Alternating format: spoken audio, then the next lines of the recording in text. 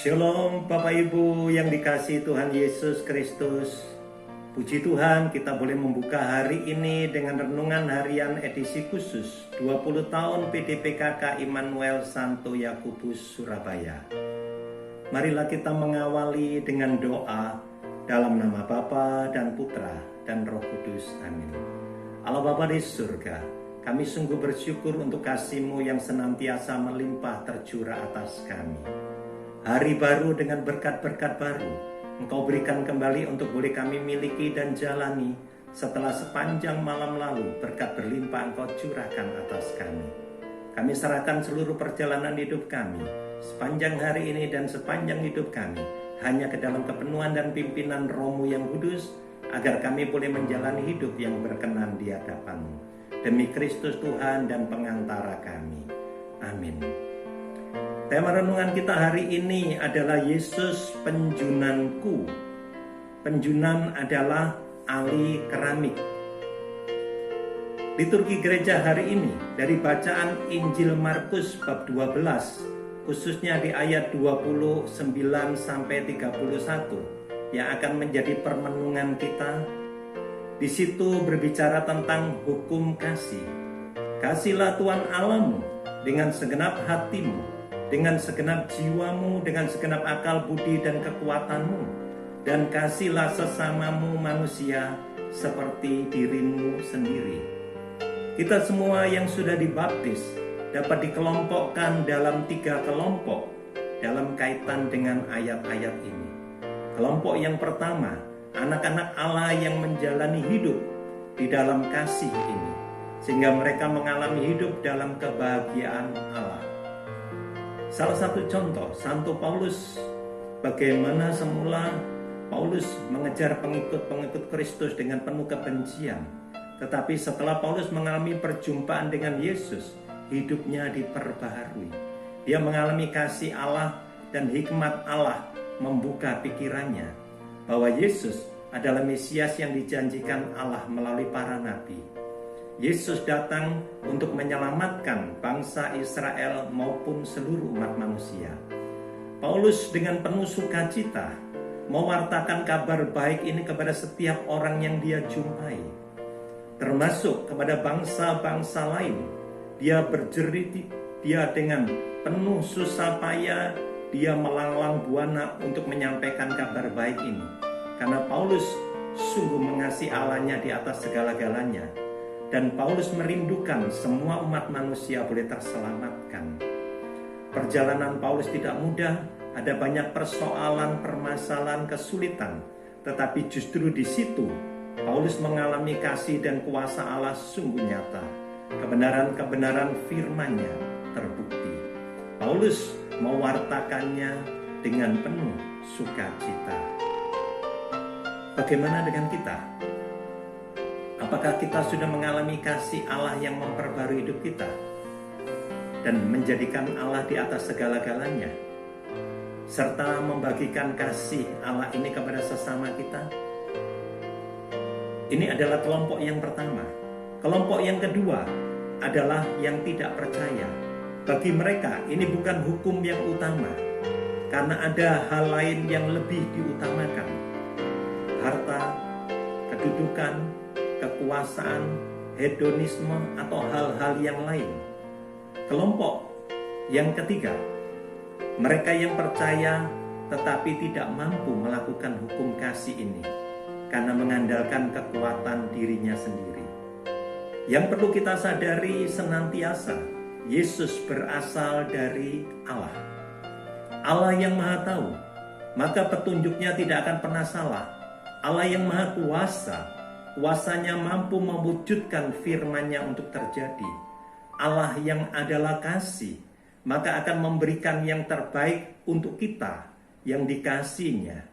Agar kita dapat hidup di dalam kasih ini, 3 hal yang kita perlu lakukan: percaya total kepada Allah, mintalah agar melebur, membentuk, dan memakai hidup kita, dan undanglah Roh Kudus untuk memiliki, memenuhi, memimpin hidup kita. Maka rencana Allah yang sempurna akan terjadi dalam hidup kita. Kalau kita ingat Tuhan Yesus selesai dibaptis, pergi ke padang gurun, dipenuhi dan dipimpin oleh Roh Kudus, dan di sana dicobai si jahat dan Tuhan Yesus menang. Bagaimana dengan kita? Ketika kita dibaptis, kita pun dipenuhi Roh Kudus dan kita kemudian kembali masuk ke padang gurun dunia. Apakah kita dipenuhi dan dipimpin Roh Kudus ataukah kita dipimpin oleh diri sendiri? Kalau kita dipimpin diri sendiri, maka kita akan frustrasi dalam menjalani hidup. Persoalan permasalahan membuat kita menjadi putus asa. Saat si jahat menggoda, kita jatuh dalam dosa. Maka kita benar-benar perlu menyadari ini dan mengundang Roh Kudus untuk memimpin hidup kita. Bapak Ibu terkasih dalam Kristus, saya dibaptis tahun 84 ketika saya masih kuliah. Kemudian saya menikah tahun 91. 9 tahun kekatolikan saya sejak pembaptisan hanya di KTP. Saya tidak pernah baca firman, dan kalau baca firman ketemu ayat-ayat yang tidak bisa masuk akal saya tolak. Saya tidak pernah berdoa. Saya seorang yang sangat egois, mau menang sendiri, tidak peduli terhadap yang lain. Awal pernikahan masih penuh kasih, tetapi ketika anak-anak mulai terlahir, permasalahan mulai terjadi, gesekan-gesekan mulai timbul, dan di situ keegoisan saya mulai membesar kembali. Saya bahkan akhirnya tidak peduli terhadap keluarga. Keluarga terluka, istri, anak-anak terluka, dan saya sungguh bersyukur karena istri saya adalah seorang pendoa. Allah sungguh mencintai saya sehingga satu saat saya disadarkan kalau saya mau mengalami Tuhan yang hidup, hanya ada satu jalan, saya harus percaya. Saya harus mau membuang ketidakpercayaan saya. Dan saya belajar untuk melakukan itu. Saya belajar untuk mulai berdoa, untuk baca Alkitab. Kalau tidak mengerti firman, saya belajar untuk bertanya. Kalau ada kesulitan, permasalahan, saya belajar untuk berbicara kepada Tuhan dan minta pertolongannya. Dan saya melihat bagaimana Allah sungguh mencintai saya. Allah menjawab doa-doa saya, bahkan Roh Kudus menyertai membimbing saya untuk mengerti tentang firman Allah. Dan satu titik tertentu, Roh Kudus sadarkan akan keegoisan saya saat saya merenungkan firman Allah. Di situ kemudian saya mulai semakin membuka diri untuk siap diubah, dibentuk semakin serupa Kristus, dan siap dipakai oleh Tuhan. Suasana rumah tangga yang semula seperti neraka diubahkan menjadi surga, dan kami sungguh sangat bersuka cita.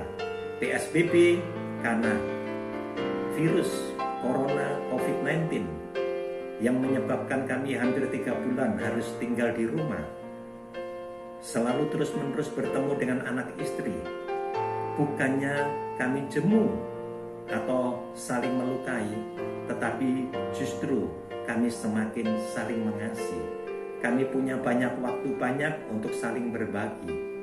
Kami benar-benar bersyukur karena mempunyai Tuhan yang sungguh mencintai kami. Tuhan adalah di atas segala-galanya bagi kami. Kami mengasihinya dan kami pun berbagi kasih Allah ini kepada setiap orang yang kami jumpai. Marilah kita berdoa. Allah Bapa di surga, terima kasih untuk kebenaran firman-Mu, dan biarlah kebenaran firman ini boleh tertanam dalam hati kami dan siap untuk kami jalani. Saudara-saudara terkasih, renungkan kembali. Sudahkah engkau mempercayai Allah total? Maukah engkau membuka hatimu dan minta agar Allah melebur, membentuk dan memakai dirimu semakin serupa dengan Kristus? Maukah engkau mengundang Roh Kudus untuk memiliki, memenuhi, memimpin hidupmu sehingga yang terbaik dari Allah boleh terjadi? Kasih dan kuasa Allah ada dalam hidup setiap kita. Mujizatnya boleh kita alami dalam hidup sehari-hari kita. Roh Allah yang hidup turun atas kami. Roh Allah yang hidup turun atas kami. Leburlah, bentuklah, pakailah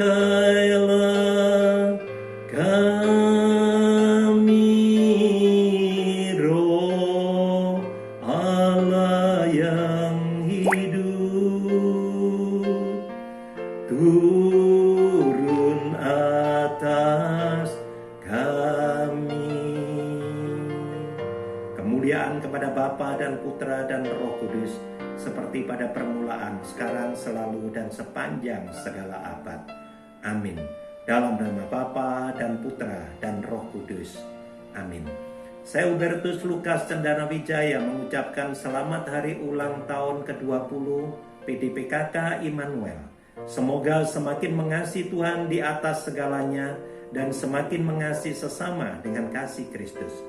Jangan lupa saksikan terus setiap pagi renungan harian edisi khusus 20 tahun PDPKK Immanuel Santo Yakobus. Tuhan Yesus memberkati kita semua.